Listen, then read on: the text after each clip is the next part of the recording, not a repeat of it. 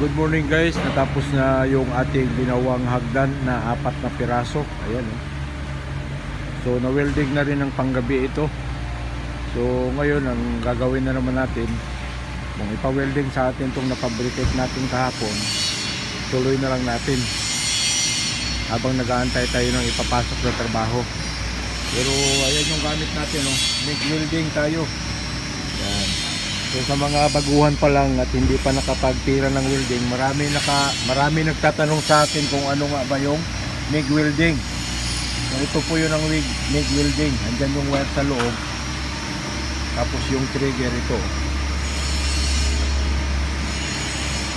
Yan. So pisilin mo, lalabas yung wire dyan. Ayan o, pinisil ko na o, lumabas na yung wire.